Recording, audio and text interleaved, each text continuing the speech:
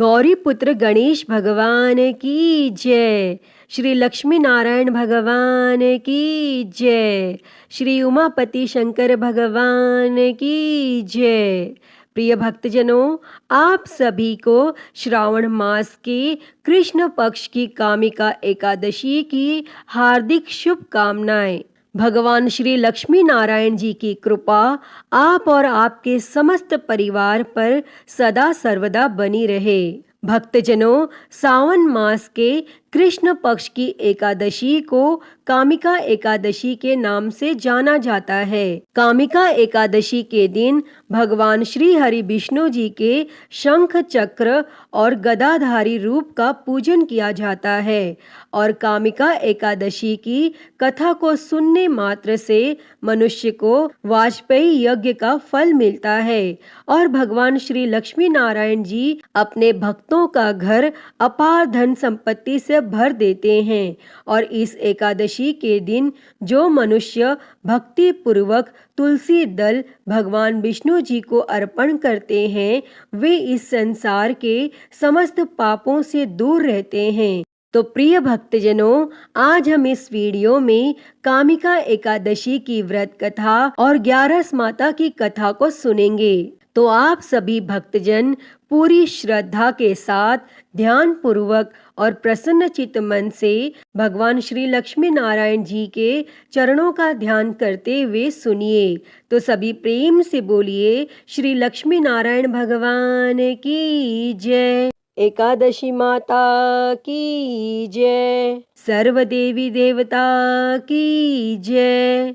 एक समय अर्जुन ने भगवान श्री कृष्ण से कहा, हे प्रभु, मैंने आषाढ़ माह के शुक्ल पक्ष की देवशयनी एकादशी का सविस्तार वर्णन सुना। अब आप मुझे श्रावण माह के कृष्ण पक्ष की एकादशी की कथा सुनाने की कृपा करें। इस एकादशी का नाम क्या है? इसकी विधि क्या है? इसमें किस देवता का पूजन होता है और इसका उपवास करने से मनुष्य को किस फल की प्राप्ति होती है? तब भगवान श्री कृष्ण ने कहा, हे श्रेष्ठ धनुर्धर, मैं श्रावण माह की पवित्र एकादशी की कथा सुनाता हूँ। तुम ध्यान पूर्वक श्रवण करो।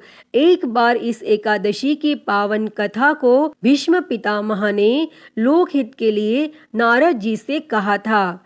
एक समय नारद जी ने कहा, हे पितामह, आज मेरी श्रावण के कृष्ण पक्ष की एकादशी की कथा सुनने की इच्छा है, अतः आप इस एकादशी की व्रत कथा विधान सहित सुनाइए। तब नारद जी की इच्छा को सुन पितामह भीष्म ने कहा, हे नारद जी, आपने बहुत ही सुंदर प्रस्ताव किया है।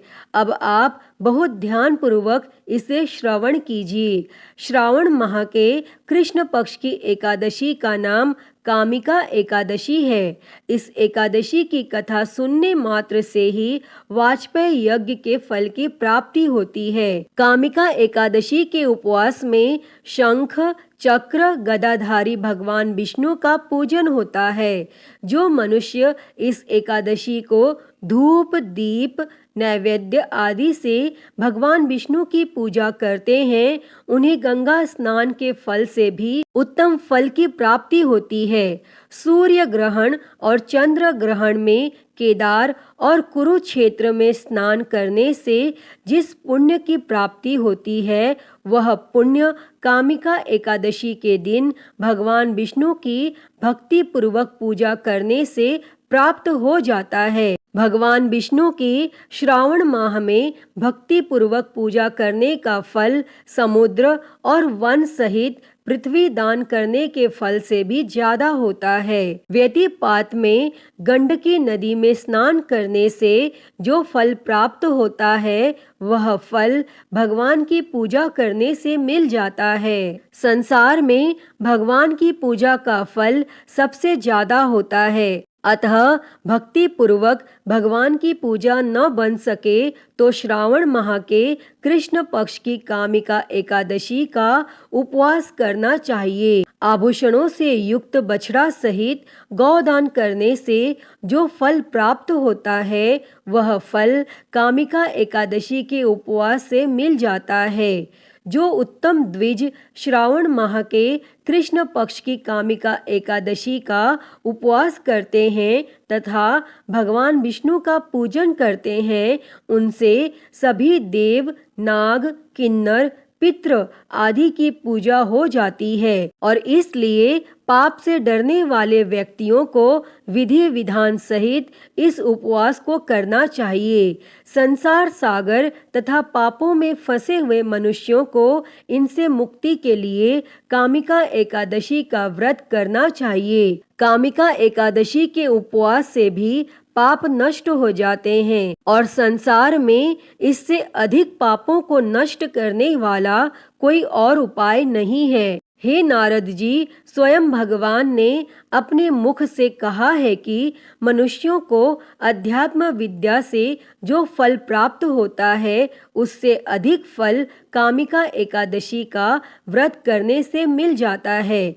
इस उपवास के करने से मनुष्य को न यमराज के दर्शन होते हैं और न ही नरक के कष्ट भोगने पड़ते हैं और वह स्वर्ग का अधिकारी बन जाता है। और जो मनुष्य इस दिन तुलसी दल से भक्ति पूर्वक भगवान विष्णु का पूजन करते हैं, वे इस संसार सागर में रहते हुए भी इस प्रकार अलग रहते हैं जिस प्रकार कमल पुष्प जल में रहता हुआ भी जल से अलग रहता है। और तुलसी दल से भगवान श्री हरि का पूजन करने का फल 1 बार स्वर्ण और 4 बार चांदी के दान के फल के बराबर है। भगवान विष्णु रत्न, मोती, मणि आदि आभूषणों की अपेक्षा तुलसी दल से अधिक प्रसन्न होते हैं।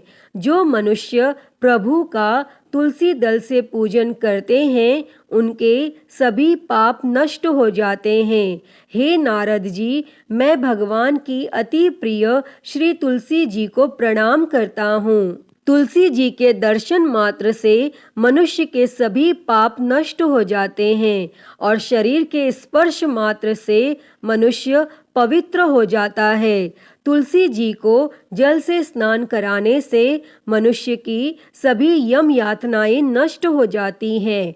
जो मनुष्य तुलसी जी को भक्ति पूर्वक भगवान के श्री चरण कमलों में अर्पित करता है उसे मुक्ति मिल जाती है।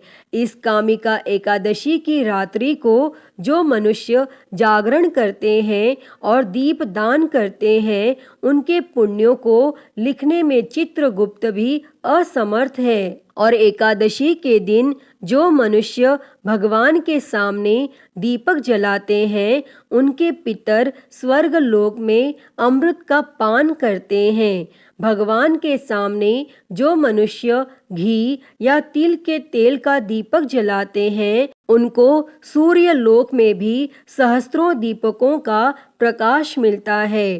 कथा के अनुसार एक गांव में एक वीर क्षत्रिय रहता था। एक दिन किसी कारणवश उसकी ब्राह्मण से हाथापाई हो गई और ब्राह्मण की मृत्यु हो गई और अपने हाथों मरे गए ब्राह्मण की क्रिया उस क्षत्रिय ने करनी चाहिए, परंतु पंडितों ने उसी क्रिया में शामिल होने से मना कर दिया। तब ब्राह्मणों ने बताया कि तुम पर ब्रह्म हत्या का दोष है, पहले प्रायश्चित कर इस पाप से मुक्त हो, तब हम तुम्हारे घर का भोजन करेंगे। तब इस पर क्षत्रिय ने पूछा कि इस पाप से मुक्त होने के क्या उपाय हैं? तब ब्राह्मणों ने बताया कि श्रावण माह के कृष्ण पक्ष की एकादशी को भक्ति भाव से भगवान श्रीधर का व्रत एवं पूजन कर ब्राह्मणों को भोजन करा के सदक्षिणा के साथ आशीर्वाद प्राप्त करने से इस पाप से मुक्ति मिलेगी। और तब पंडितों के बताए हुए तरीके पर व्रत करने वाली रात में भगवान श्रीधर ने क्षत्रिय को दर्शन देकर कहा कि तुम्हें ब्रह्म हत्या के पाप से मुक्ति मिल गई है और इस व्रत के करने से ब्रह्म हत्या आदि के सभी पाप नष्ट हो जाते हैं और इस लोक में सुख भोग कर प्राणी अंत में विष्णु लोक को जाते हैं। इस कामिका एकादशी के महात्म्य के श्रवण व पठन से मनुष्य स्वर्ग लोक को प्राप्त करते हैं। अतः हे लक्ष्मी नारायण भगवान जी, इस कथा को कहते, सुनते और हुंकारा भरते सभी पर अपनी कृपा सदैव बनाए रखना। सभी के जीवन से दुखों को दूर कर सभी के जीवन में सुख और समृद्धि देना। तो सभी प्रेम से बोलिए श्री लक्ष्मी नारायण भगवान की जय, एकादशी माता की जय, सर्व देवी देवता की जय। प्रिय भक्तजनों, आइए अब सुनते हैं एकादशी माता की कथा। तो सभी प्रेम से बोलिए एकादशी माता की जय, श्री लक्ष्मी नारायण भगवान की जय। एक बार एक राज्य में एक राजा रहता था। राजा बहुत ही बुद्धिमान और बलशाली था। राजा सदा ही अपनी प्रजा का बहुत अच्छे से ध्यान रखता था। प्रजा भी राजा को बहुत पसंद करती थी। राजा की 2 बेटियां थी। राजा अपनी दोनों बेटियों से बहुत प्रेम करता था।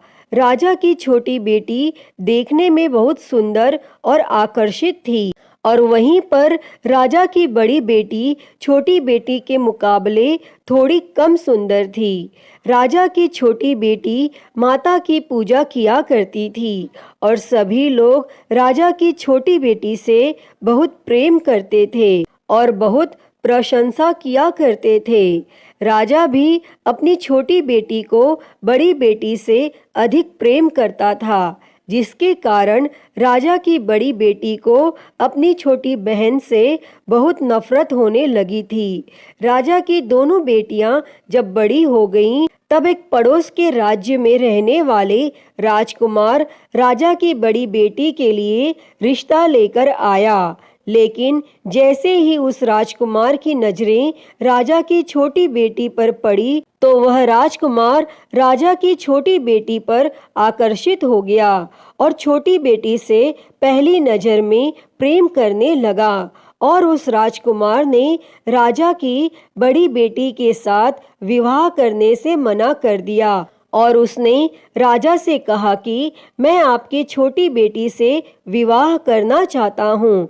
और यह सब देखकर राजा की बड़ी बेटी अपनी छोटी बहन से बहुत क्रोधित हो गई और राजा की बड़ी बेटी ने अपनी छोटी बहन को अपना सबसे बड़ा दुश्मन मान लिया।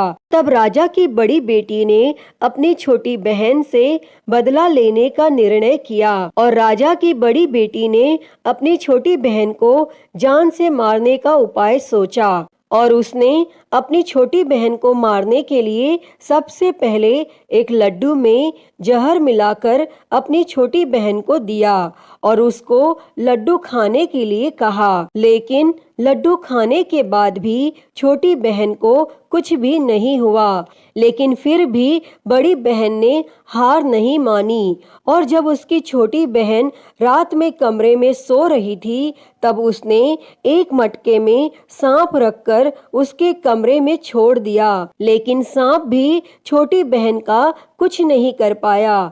जिसके बाद बड़ी बहन ने छोटी बहन से कहा कि चलो हम लोग कुएं में से पानी भरकर लाते हैं। और वह अपनी छोटी बहन को पानी भरने के बहाने कुएं के पास ले गई और उसने अपनी छोटी बहन को कुएं में धक्का दे दिया। लेकिन छोटी बहन को तब भी कुछ नहीं हुआ, क्योंकि हर बार ग्यारस माता उसकी रक्षा कर रही थी और उधर बड़ी बहन अपने सारे प्रयास के बाद भी असफल हो रही थी, जिससे वो बहुत क्रोधित हो गई। और फिर उसने अपनी छोटी बहन के पास जाकर उससे प्रश्न किया कि मेरी छोटी बहन, क्या तुमको पता है कि भगवान ने सबकी मृत्यु एक निश्चित समय पर लिखी हुई है और कैसे तुम्हारी या मेरी मृत्यु होगी, क्या यह तुम जानती हो? तब छोटी बहन ने अपनी बड़ी बहन को बताया कि हाँ दीदी, मैं जानती हूँ मेरी मृत्यु कैसे होगी। और छोटी बहन से यह सब बातें सुनकर बड़ी बहन मन ही मन बहुत प्रसन्न होने लगी और उसने अपनी छोटी बहन से कहा कि तो तुम मुझे अपनी मृत्यु का राज बताओ। तब छोटी बहन ने अपनी बड़ी बहन से कहा कि मेरी मृत्यु तो एक तोते में है, जो तोते के गले में एक हार है, उससे मेरी मृत्यु होगी। जब कोई भी व्यक्ति तोते को मारकर उस हार को अपने गले में पहने तो मैं मूर्छित हो जाऊंगी, और जैसे ही उस हार को अपने गले से उतारे तो मैं वापस से जीवित हो जाऊंगी। और फिर अपनी छोटी बहन की मृत्यु का राज जानकर बड़ी बहन बहुत खुश हुई, और उसने अपनी छोटी बहन को मारने के लिए उसके पालतू तोते को ढूंढना शुरू कर दिया। और छोटी बहन को इस बात का आभास हो गया था कि कोई उसकी जान लेना चाहता है, जिसके लिए वह अपने पिताजी के पास गई और उसने अपने पिताजी से कहा कि पिताजी, मेरी मृत्यु के बाद आप मुझे मत जलाइएगा, आप मुझे अपनी पुरानी वाली हवेली में एक पलंग में लेटाकर छोड़ दीजिएगा। तब अपनी छोटी लड़की की यह बातें सुनकर राजा बहुत आश्चर्यचकित हो गया, और राजा ने अपनी छोटी बेटी से पूछा कि बेटी, तुम यह क्या कह रही हो? तब राजा की छोटी बेटी ने बताया कि पिताजी, समय किसी के लिए नहीं रुकता, क्या कब किसको हो जाए इसका किसी को कुछ नहीं पता। फिर राजा ने अपनी छोटी बेटी से कहा कि तुम ऐसी बातें क्यों करती हो? 2-3 दिन के बाद तो तुम्हारा विवाह है। लेकिन छोटी बेटी ने अपने पिताजी को ऐसा करने पर मजबूर कर दिया और उनसे वचन ले लिया, और राजा ने भी अपनी छोटी बेटी की बात स्वीकार कर ली। और 2-3 दिनों के बाद जब शादी का समय आया, तब राजकुमार बारात लेकर राजा के घर आया, और राजकुमार और राजा की छोटी बेटी का विवाह शुरू हो गया। और जैसे ही राजा की छोटी बेटी राजकुमार के साथ फेरे लेने लगी, तो उसकी बड़ी बहन अपनी छोटी बहन के कमरे में जाकर उसके तोते को पकड़ लेती है और उसको जान से मार देती है, और तोते के गले में जो हार था उसको अपने गले में धारण कर लेती है। और जैसे ही बड़ी बहन उस हार को अपने गले में धारण करती है, तो उधर छोटी बहन 3.5 ही फेरे ले पाती है और वहीं पर बेहोश होकर गिर जाती है। जिसके बाद राजा ने बड़े बड़े हकीमों को बुलाया और अपनी छोटी बेटी का इलाज करने के लिए कहा। और राजा की बात सुनकर जब वैद्य ने छोटी बेटी को देखा, तो राजा को बताया कि आपकी छोटी बेटी ना तो जीवित है और ना मरी हुई, ऐसा मैं पहली बार देख रहा हूँ। तब राजा ने वैद्य और हकीम को यह बात बाहर बताने से मना कर दिया और उनको कहा कि अगर तुमने यह बात किसी को बाहर बताई तो हम तुमको फांसी दे देंगे। और राजा ने अपनी छोटी बेटी को पुराने महल में जाकर एक पलंग में लेटा दिया और वहां पर कुछ सैनिकों को तैनात कर दिया। इसके बाद राजा वापस अपने महल पर आ गया और राजा की बड़ी बेटी अपने पिताजी के पास आई और कहने लगी कि पिताजी,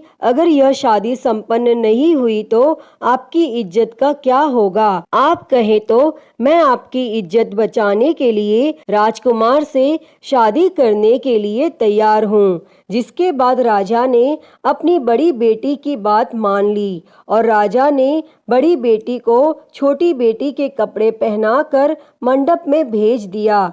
लेकिन राजकुमार यह जान गया कि यह राजा की छोटी बेटी नहीं है, बल्कि यह राजा की बड़ी बेटी है। लेकिन जब राजकुमार ने शादी करने से मना किया, तो सभी लोगों ने राजकुमार को बेवश करके राजा की बड़ी बेटी से बचे हुए फेरों को संपन्न करा दिया और विवाह संपन्न हुआ। जिसके बाद राजकुमार राजा की बड़ी बेटी को अपने महल में ले गया और विवाह होने के बाद राजकुमार उससे ना तो बात करता था, न उसे पसंद करता था और ना ही उसके आसपास भटकता था। और राजकुमार ने यह फैसला लिया था कि वह अपनी प्रेमिका को ढूंढ कर रहेगा और यह जान कर रहेगा कि उसके साथ क्या हुआ है। एक दिन राजकुमार अपने घोड़े पर सवार होकर राजा के पुराने महल के पास पहुंचा, जहां पर उसने कुछ सैनिकों को देखा। महल के पास पहुंचकर राजकुमार ने जब महल को ध्यान से देखा तो वह समझ गया कि यह तो हमारे ससुर जी का ही महल है। तब राजकुमार ने सैनिकों से पूछा कि तुम लोग यहाँ क्या कर रहे हो और इस महल के अंदर उस पलंग में कौन लेटा है। जिसके बाद सैनिकों ने बताया कि यहाँ पर राजा की छोटी बेटी लेटी है और यह सुनकर राजकुमार बहुत प्रसन्न हो गया और वह तुरंत अपनी प्रेमिका के पास पहुंच गया और उसकी सेवा करने लगा। जैसे ही रात हुई तो राजा की छोटी बेटी उठकर खड़ी हो गई और राजकुमार यह देखकर बहुत खुश हो गया और उसने अपनी प्रेमिका से पूछा कि तुम यहाँ क्या कर रही हो, तुम मेरे साथ मेरे घर चलो। तब राजा की छोटी बेटी ने राजकुमार को सारी बातें बता दी कि मेरी जान एक तोते में बसती थी और मैंने यह बात सिर्फ अपनी बड़ी बहन को बताई थी और मुझे पता है कि उसने ही मुझे मारने का प्रयास किया है। उसके पास एक हार है जिसको वह सुबह पहन लेती है और रात को उतार देती है। जब तक वह हार को पहन कर रखती है तब तक मैं मूर्छित रहती हूँ और जैसे ही वो हार को उतार देती है तो मैं जीवित हो जाती हूँ और जब तक मेरी बड़ी बहन के पास वो हार रहेगा तब तक मैं ऐसे ही जीवित और मूर्छित होती रहूंगी। अगर मेरी बड़ी बहन के पास जो हार है वो मेरे हाथ लग जाए तो मैं हमेशा के लिए जीवित हो जाऊंगी। तब राजकुमार यह सब बातें सुनकर राजा की छोटी बेटी के पास रहने का निर्णय ले लेता है और उसने अपने बचे हुए सारे फेरे उस पलंग में लेटी हुई राजा की छोटी बेटी के साथ ले लिए और अपना विवाह पूर्ण कर लिया और वहीं पर वह रहने लगा। और देखते ही देखते कुछ समय में राजा की छोटी बेटी और राजकुमार की पत्नी गर्भवती हो गई और एक दिन राजकुमार को किसी काम से बाहर जाना पड़ा। तब छोटी बहन के पेट में बहुत तेज से दर्द होने लगा, जिसके बाद उसने माता का आह्वान किया, जिसके बाद वहां माता प्रकट हुई और उन्होंने अपने भक्त के दर्द को दूर किया और एक पुत्र की प्राप्ति करवाई। तब वहीं पर अचानक से राजकुमार भी आ गया। राजकुमार ने ग्यारस माता को देखा तो वह आश्चर्यचकित हो गया और उसने तुरंत ग्यारस माता को प्रणाम किया और ग्यारस माता ने राजकुमार से कहा, जब तुम्हारा पुत्र 5 वर्ष का हो जाए तो तुम आकर अपनी पत्नी का हार इसके गले में डाल देना।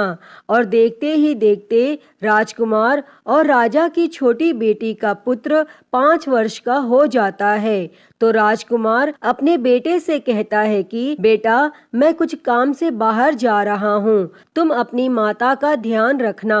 और वह वहाँ से चला जाता है और राजकुमार को बाहर निकलता हुआ बड़ी बहन के सैनिक देख लेते हैं और बड़ी बहन को जाकर सारी बातें बता देते हैं, जिसके बाद बड़ी बहन अपनी छोटी बहन के पुत्र को वहाँ से उठवा लेती है और उसको मरवा देती है। छोटी बेटी के पुत्र के 2 टुकड़े करवा देती है। पहला टुकड़ा चक्के के पास छुपा देती है और दूसरा टुकड़ा अपने पलंग के नीचे रख लेती है। और तब ग्यारस माता भिखारी का रूप लेकर आती हैं और एक भिखारी का रूप रखकर बड़ी बहन के पास चली जाती हैं, जिसके बाद वहां पर वह भिक्षा मांगने लगती हैं। तो बड़ी बहन अपने नौकरों से कहती है कि जाकर भिक्षा दे दो, लेकिन जैसे ही नौकर ग्यारस माता को भिक्षा देने के लिए आते हैं तो माता उन्हें मना कर देती है और कहती है कि मैं तुम्हारी महारानी से ही भिक्षा लूंगी।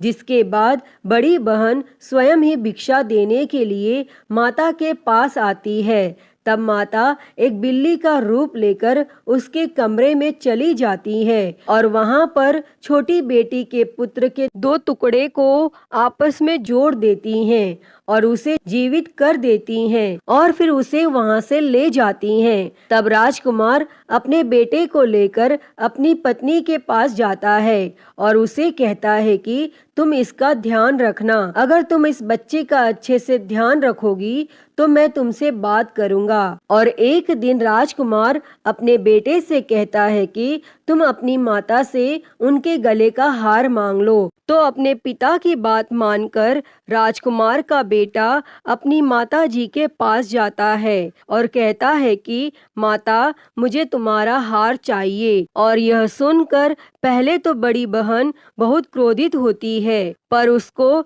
यह याद आता है कि राजकुमार ने कहा था कि अगर मैं इस बच्चे का ध्यान अच्छे से रखूंगी तो वह मुझसे बात करेंगे, जिसके कारण वह हार उस बच्चे को दे देती है और वह तुरंत हार को ले जाकर अपने पिताजी को दे देता है। और तभी राजकुमार अपने बेटे को लेकर वहां से जाने लगता है और अपनी पत्नी से कहता है कि तुम हमारे लिए खाना बनाकर रखना, मैं शाम को आकर तुम्हारे साथ खाना खाऊंगा। और वह अपने बेटे को लेकर वहां से चला जाता है और उसके बाद वह राजा के पास जाता है और उनको सारी बातें बता देता है। तब राजा अपनी बड़ी बेटी की यह करतूत सुनकर बहुत क्रोधित होते हैं और अपनी परवरिश पर ही दोष देने लगते हैं। राजकुमार को अपनी छोटी बेटी के साथ रहने के लिए आदेश दे देते हैं और इस प्रकार 11 माता की कृपा से राजकुमार और राजा की छोटी बेटी सुखपूर्वक रहने लगते हैं। अतः हे 11 माता, इस कथा को कहते, सुनते और हुंकारा भरते सब पर अपनी कृपा करना, सभी के जीवन से दुखों को दूर कर सभी के जीवन में सुख और समृद्धि देना। तो सभी प्रेम से बोलिए एकादशी माता की जय, श्री लक्ष्मी नारायण भगवान की जय, श्री उमापति महादेव की जय। प्रिय भक्तजनों, आइए अब सुनते हैं सभी मनोकामनाओं को पूरी करने वाली अगली कथा।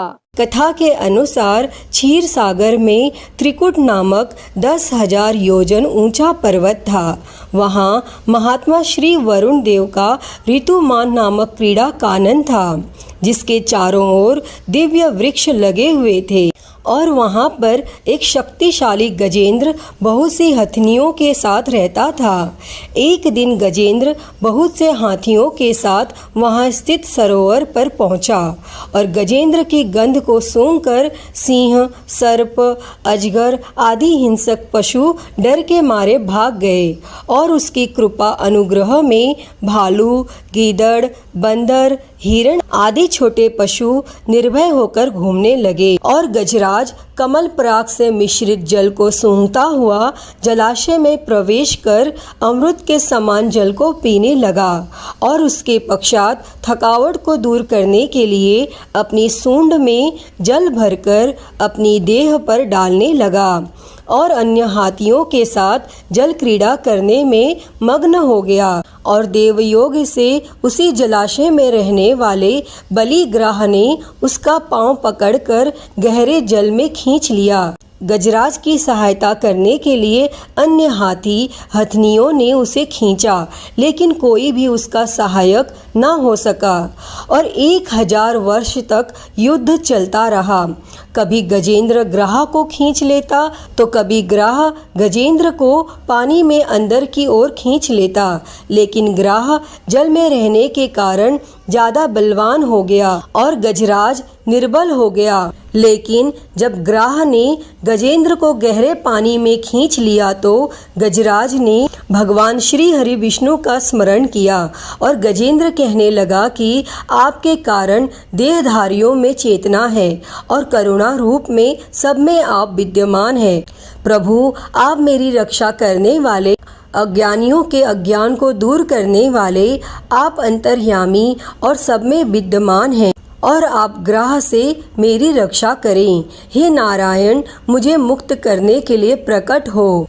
मैं इस ग्रह से छूटकर भी जीना नहीं चाहता। मुझे इस मूढ़ योनि से छुड़ाने के लिए प्रकट हो। हे प्रभु, मैं आपकी शरण में आया हूँ, मेरा उद्धार करें।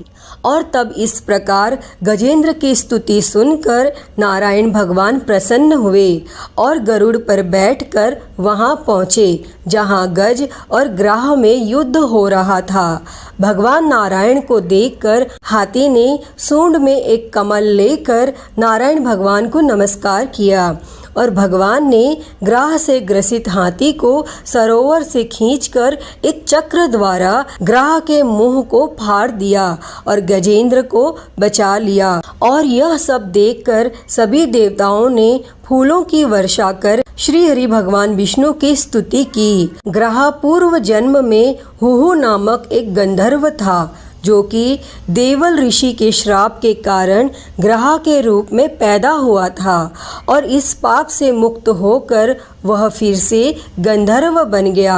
गजेंद्र पूर्व जन्म में पांड्य देश में इंद्रधुम्न नाम का विष्णु भक्त राजा था।